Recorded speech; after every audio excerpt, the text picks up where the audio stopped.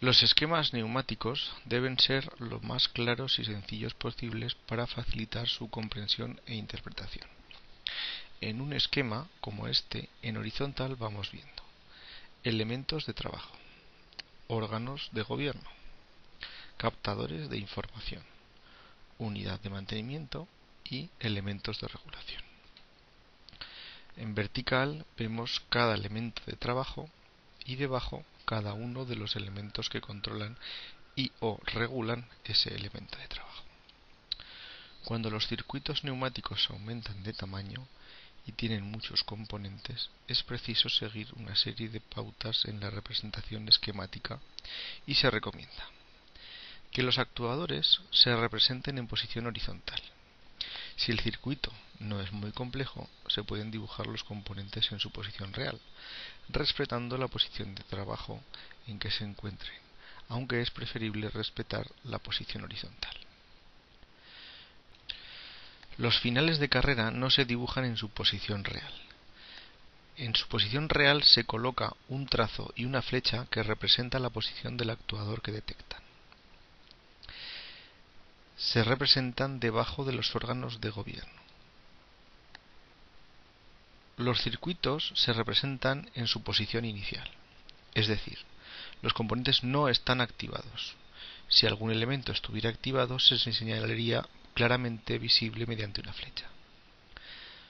Todos los conductos se representan mediante líneas horizontales y verticales, tratando de evitar cruces entre ellas para evitar confusiones. En caso de producirse empalmes o conexiones en nudos, se representarían mediante puntos rellenados. De no existir estos puntos rellenos, quiere decir que se producen cruces de conductores sin que haya conexión entre ellos. Para identificar los componentes y facilitar la labor de los instaladores de circuitos, se enumeran los elementos según un orden predeterminado, dependiendo de a qué grupo correspondan según el siguiente criterio. Los actuadores se enumeran siguiendo un orden: 1.0, 2.0, 3.0, etc.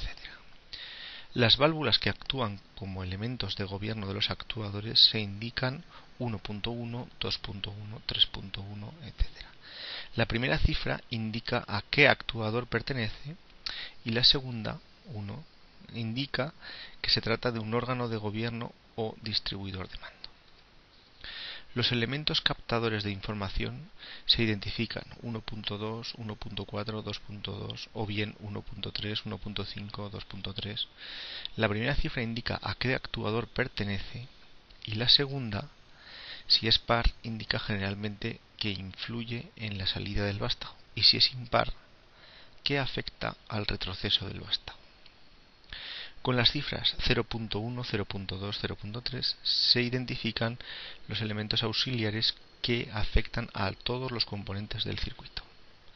Con las cifras 1.02, 1.03, 2.02, 2.03 se representan los elementos de regulación, siguiendo el mismo criterio anterior, es decir, la primera cifra indica a qué actuador afecta, la segunda, que es un 0, indica que es un elemento de regulación y la tercera, según sea par o impar, afecta a la salida del vástago o a su entrada.